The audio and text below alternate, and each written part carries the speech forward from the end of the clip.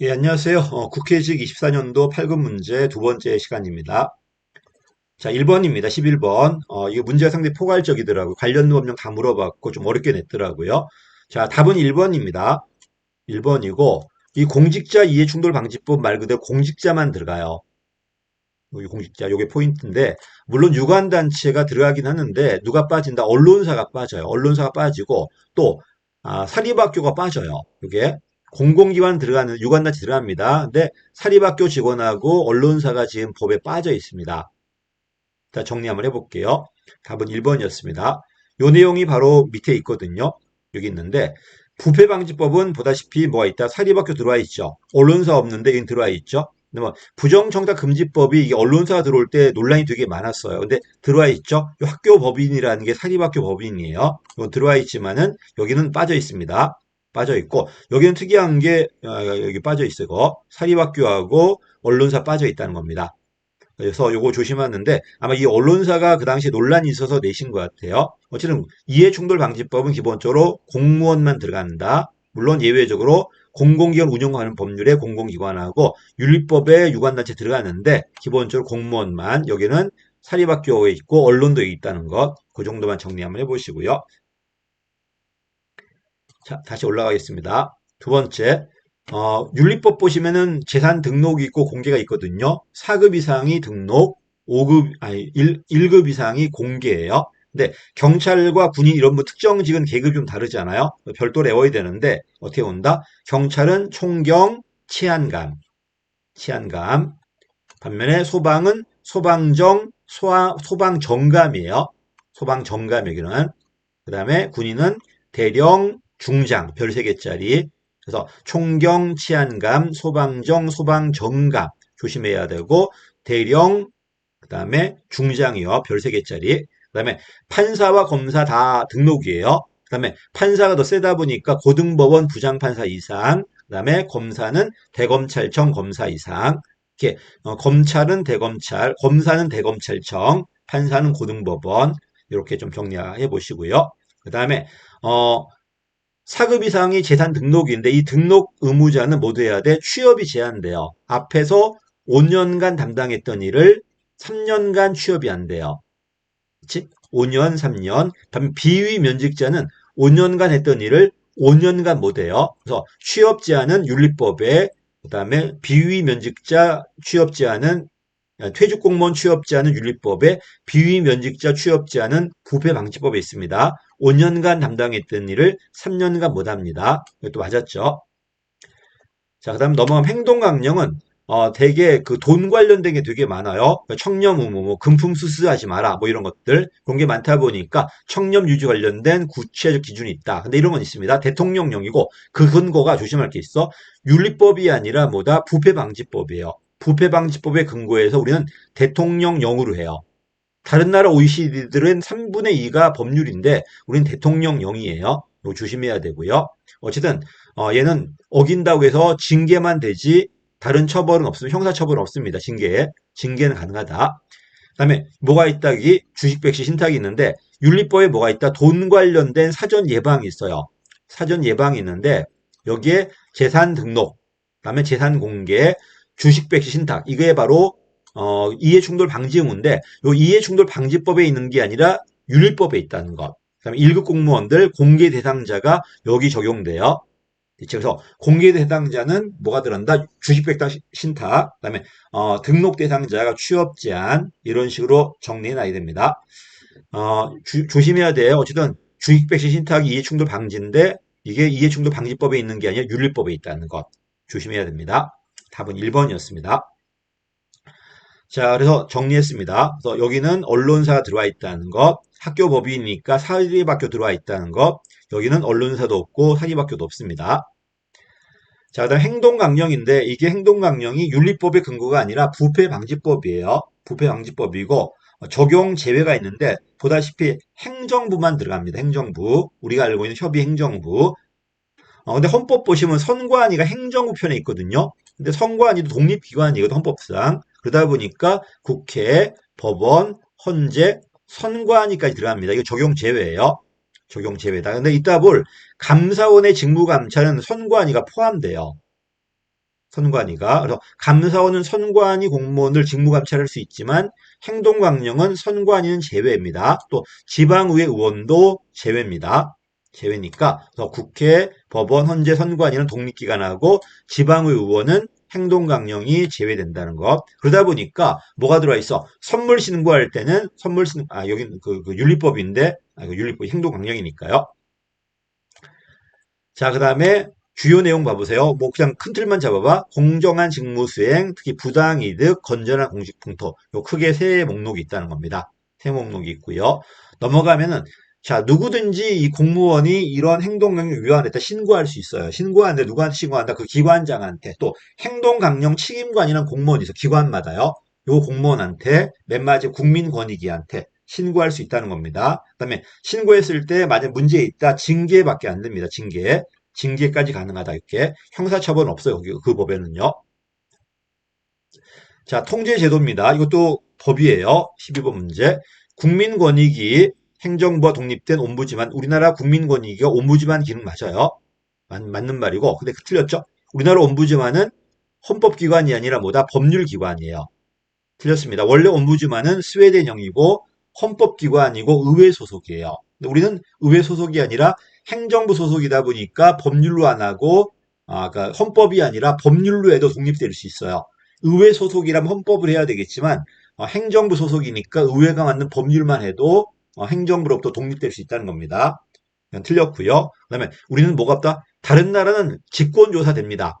신청하지 않아도 직권조사할 수 있어요. 근데 우리나라 국민권위는 직권조사가 없어요. 시찰권 있지만 소추권은 없습니다. 그래서 직권조사도 없고 소추권 없습니다. 헌법기관이 아니라 뭐다? 법률기관이고요. 이건 틀렸습니다. 두 번째, 국회네요. 국회는 국무총리 탄핵소추 의결할 수 있다. 맞죠? 여기 정답이네. 국무총리, 국무위원, 각부장, 감사원, 그 다음에 법률이 정한 공무원들 탄핵 소추할 수 있습니다. 답은 2번이네요. 자, 이따 탄핵 소추 보겠습니다. 감사원은 헌법 지위 맞습니다. 헌법기관이고 대통령 소속이지만 직무상 독립인데 크게 세 가지랍니다. 회계검사, 직무감찰, 그 다음에 결산 확인을 해요. 확정은 국회가 합니다. 확인합니다. 확인. 여기 빠졌는데 근데 결산검사하고 회계검사는 국가가 돈이 들어간 모든 기관 다 들어가요. 근데 직무감찰은 주로 어디만 들어간다? 행정부만 들어갑니다. 행정부만. 그치? 행정부가 아닌 누가 빠진다? 입법부나 사법부는 대상이 안 돼요. 조심할 게 행정부 들어가고 선관이 들어와요. 헌재는 안 됩니다. 이따 보겠습니다. 자, 그 다음에 헌법재판소는 9명 맞고요. 다섯 가지가 있죠. 위헌법률, 탄핵심판, 정당해산, 그 다음에 행정심판과 행정소송 아니면 행정소송은 법원이 하고 행정심판 행정부가 합니다. 이건 틀렸습니다. 그래서 이 두 가지는 틀렸습니다. 이것 말고 뭐 있죠? 권한쟁의하고 헌법소원이 있어야 돼요. 다섯 가지. 위헌법률, 탄핵, 그 다음에 조심할 게 탄핵 의결은 국회가 합니다. 탄핵 심판을 헌재가 하죠. 의결은 국회가, 심판은 누가 한다? 헌재가. 그 다음에 정당해상 심판, 그 다음에 헌법소원하고 권한쟁의 들어와야 돼요. 기관쟁의는 대법원이 합니다. 이따 보겠습니다. 그다음에 국무총리실을 이거 맞는데 지금의 국무총리실 이 법이 만들어졌는데 지금 뭐가 원칙? 자체평가 원칙이야. 그다음에 안 되었을 때 뭐 한다? 상위평가합니다. 그다음에 통합평가하고요. 통합평가. 그다음에 반드시 공개합니다. 공개가 돼야 돼요. 투명성이고요. 맨 마지막에 성과 요소가 들어와 있어요. 그래서 자체평가 원칙이다, 통합평가 원칙이다, 공개평가 원칙이다, 성과가 원칙이다. 요게 이제 기본 틀입니다. 이게 안 되었을 때 국무총리가 재평가 들어가요. 그것도 틀렸네요. 그래서 옳은 거 찾는 거죠. 올라가 볼게요. 1번은 누가 틀렸다? 우리는 헌법기관이 아니라 법률기관이다. 직권조사권 없습니다. 조심하시고요. 자, 2번이 정답이고요. 탄핵 심판이 아니라 의결이에요. 의결은 국회가 합니다. 의결은 국회가 하고 심판은 헌재가 합니다. 맞고 그다음에 감사원은 헌법지위 맞고요. 근데 뭐가 안 되는 회계검사와 결산 확인은 다 할 수 있지만은 다 합니다. 입법부, 사법부 다 합니다. 근데 직무감찰만큼은 행정부밖에 안 됩니다. 입법부와 사법, 헌재는 안 됩니다. 틀렸고요. 이게 틀렸고 이거는 이게 틀렸고 이게 틀렸고요. 넘어가면은 9명 맞는데 위헌 법률, 탄핵 심판, 정당 해산 맞지만 행정 심판 행정부가, 행정부 소속은 사법부가 합니다. 권한쟁의하고 뭐가 들어와야 돼요? 헌법 소원이 들어와야 돼요. 그러면 지금은 자체평가 원칙입니다. 틀렸습니다. 자, 정리한 게 있습니다. 헌법재판소는 위헌 법률, 탄핵 심판, 그다음에 탄핵 의결은 국회가 한다고 그랬지. 정당 해산 심판, 권한 쟁의하고 헌법 소원. 이거는 헌법 문제인데 이게 들어와 있더라고요. 그다음에 탄핵 소추가 있죠. 행정부 공무원들, 대통령, 국무총리, 국무위원, 각 부장, 장관급이죠. 그다음에 법관 다 들어갑니다. 헌재재판관 다 들어가고요. 중선위원 다 들어갑니다. 감사원 위원까지 들어갑니다. 그래서 장관 이상들, 근데 여기는 법관까지 들어갔죠. 그 다음에 법률이 정한 공무원들 이건 빼버리고 이렇게 행정부부터 어디까지 있나. 근데 사실 이거는 행정학 문제라기보다 헌법 문제인데 헌법에 있습니다. 이걸 내버렸습니다. 이게 답은 아니었지만은 그래도 어차피 헌법 하신 분들이 하신다면 뭐 어렵지 않았겠지만 헌법 안 하신 분들이 본다면 좀 어려울 수 있겠죠. 정리 한번 해보시고요. 감사원 봐보세요. 결산 조심해. 확정은 국회가 합니다. 확인이야 확인. 확인을 하고 회계검사. 이거는 국가 돈이 들어간 모든 기관들. 하다못해 국가가 다른데 돈을 줘갖고 하면 그 기관도 회계검사 들어갑니다. 그렇지? 근데 직무감찰은 어디만 들어간다 기본적으로? 행정부만 들어가요. 이러다 보니 얘가 좀 더 독립적이고 얘는 대통령 소속으로 행정부 내 공무원만 감찰하겠다는 겁니다. 자, 근데 직무감찰 대상이 있는데 넘어가 볼게요. 조심해야 돼. 국회는 제외예요. 법원 제외야. 헌재 제외예요. 근데 선관위는 제외되지 않았죠. 선관위는 감사원 직무감찰에 포함되어 있습니다. 조심해야 됩니다. 선관위는 포함되어 있으니까 국회, 법원, 헌재는 제외지만 선관위는 제외되지 않았습니다. 자, 그 다음에 조직 문화로 나왔네요. 문화 나왔을 때는 구심점입니다. 우리 조직과 타 조직을 구별짓게 만드는 이게 문화론이고요. 우리 조직만 본다면 보편적이겠지만은 다른 조직과 비교한다면 중범위적이에요. 개별적이니까 다르니까. 또 문화는 응집성 쪽입니다. 항상 문화 나왔을 땐 강했을 때 어떤 장점이 있는가 단점이 있는가 물어봐요. 문화 보니까 이건 기술 지문이죠. 초기는 말 그대로 접착제입니다. 초기 단계는 접착제다. 맞는 말이야. 근데 문제가 있으면 성수개요. 그럼 성수가 올라왔단 말이야. 그럼 이걸 고수하려고 그래요. 그래버리면 새로운 걸 받아들이잖아요. 또 쇠퇴기도 마찬가지예요. 쇠퇴하면 버려야 되는데 문화가 존재하고 강하다 보니까 이걸 고수하려고 그래요. 그때는 오히려 장애가 됩니다. 기술 지문이 또 나왔습니다. 성숙기와 쇠퇴기에는 오히려 혁신을 제약합니다. 잘 되니까 지 것만 유지하려고 그러고 안 되면 버려야 되는데 자꾸 옛날 것만 유지하다 보니까 오히려 더 빨리 쇠퇴할 겁니다. 틀렸죠? 초기 형성 단계는 접착제 맞는데 뒤에 게 틀렸습니다. 성숙과 쇠퇴기에는 혁신을 제약합니다. 기술 지문입니다. 틀렸고요. 그다음에 2번이 맞죠? 2번이 이거 틀렸구나. 2번 조직 문화에 대한 기존 연구들 주로 뭐 본다? 내부인가 외부인가? 내부인가 외부인가? 그다음에 응집성이 강한가 약한가? 그래서 내부 거래와 외부 대응이 아니라 내부 강조한다는 건 인간들, 조직 내 인간들, 외부 강조한다는 조직과 환경과 관계예요. 여기다가 응집성과 그 다음에 통제와 유연성이 들어가요. 다시 이따 보겠지만 내부인가 외부인가 이것만 보는 게 아니라 통제인가 응집성인가 유연성인가 이걸 가지고 네 가지 모형이 나와요. 틀렸습니다. 이번은 뭐가 틀렸다? 내외만 보는 게 아니고 이 두 개만 보는 게 아니라 내외 그 다음에 통제와 유연성 요 총 네 가지 가지고 네 가지 모형이 나와요. 틀렸고요. 3번이 정답이네요. 문화에 대한 관심이 높은 것은 관리 입장에서 이 문화가 강했을 때 또는 약했을 때 효과적 영향을 줘요. 그러다 보니까 문화론이 나온 겁니다. 그렇지? 특히 문화 강하다는 것은 내 이 조직에 대한 몰입감이 되게 높다는 겁니다. 그래서 몰입과 조직 문화가 연결된다는 겁니다. 그래서 요렇게 답이었는데 이런 표현은 처음 시험에 나와서 지금 여태까지 나온 적이 없었는데 문화론이 좀 깊이 나오는 것 같아요. 지금. 자, 4번입니다. 퀸 모형이죠. 퀸 모형은 이따 보겠지만 조직 강조할래, 그 다음에 인간 강조할래.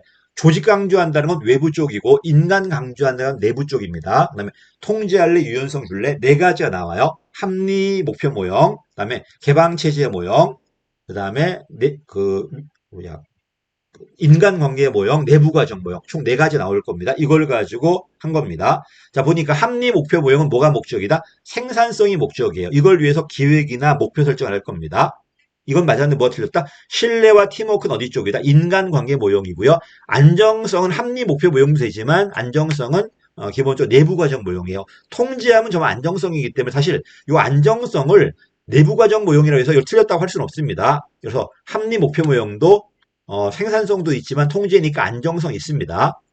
그 다음에 또 누가 통제다? 내부과정 모형이 통제다 보니까 안정성은 내부과정 모형이 들어옵니다. 어쨌든 뭐가 틀렸다?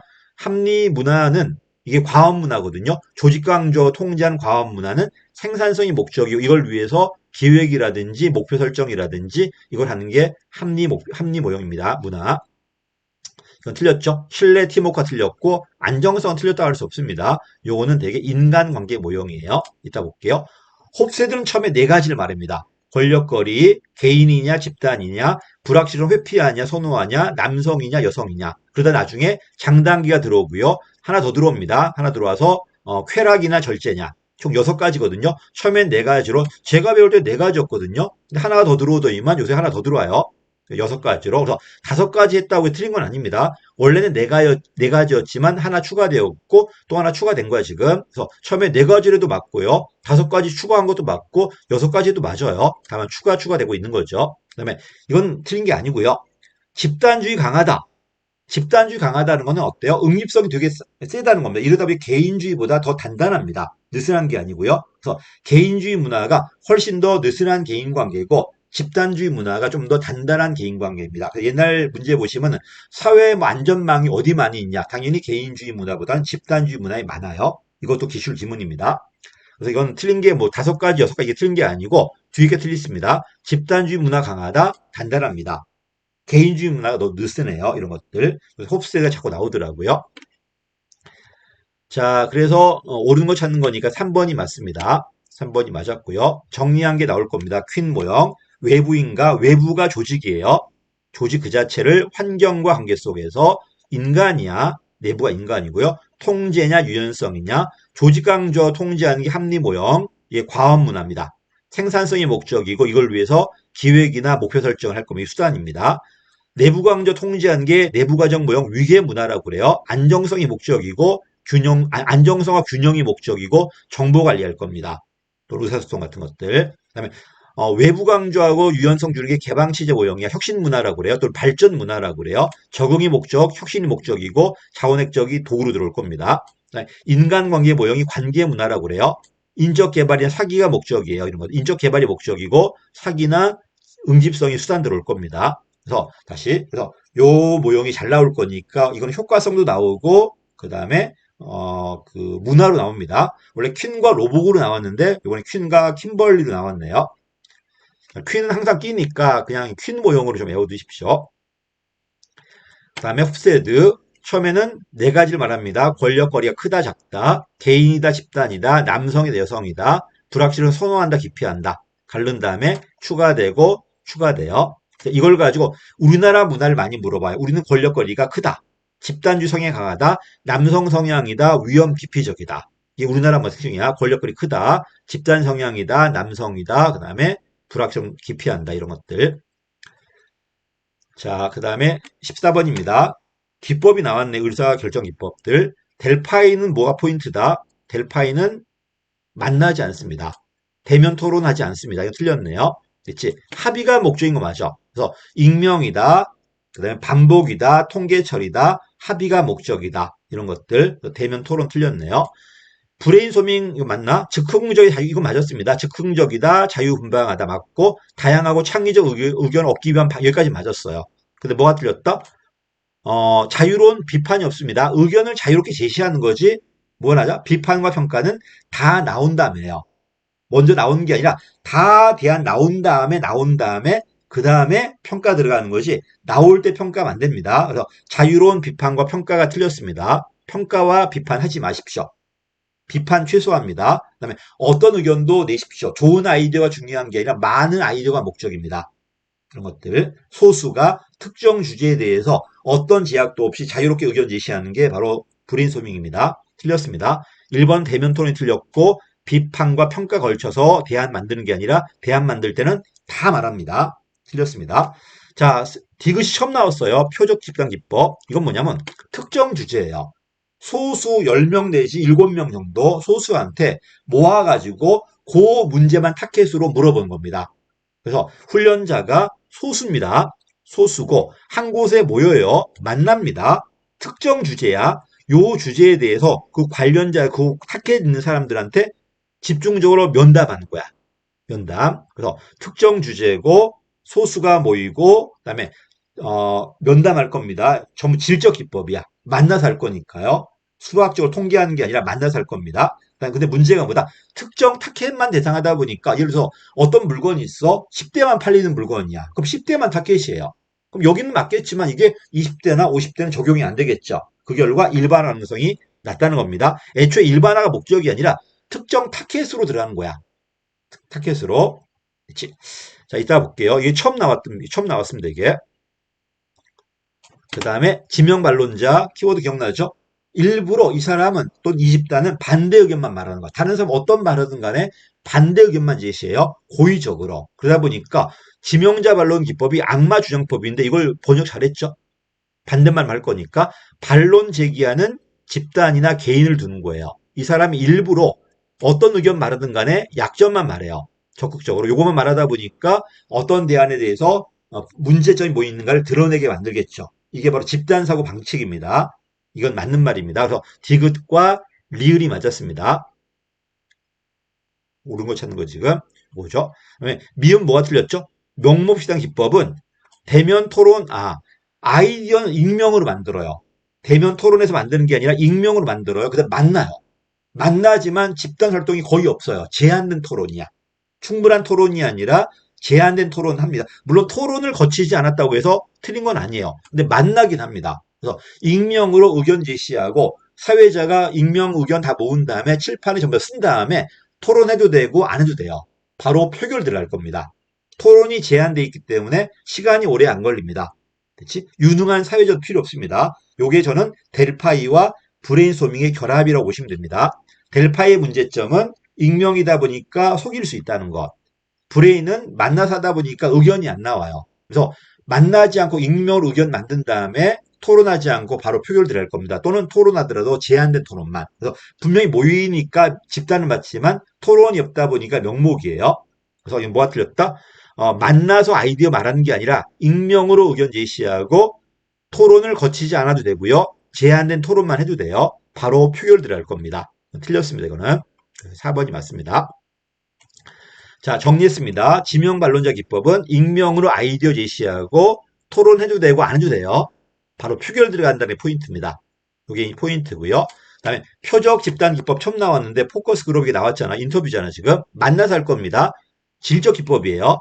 질적 기법. 뭐 면담할 거니까. 그다음에 소수에게 7명, 8명, 10명, 9명 이런 식으로 소수에게 특정 주제 또는 어떤 물건 팔 때 마케팅 기법이거든. 요 물건은 얘 집단에 팔 거야. 그럼 이 집단의 애들만 모을 거예요.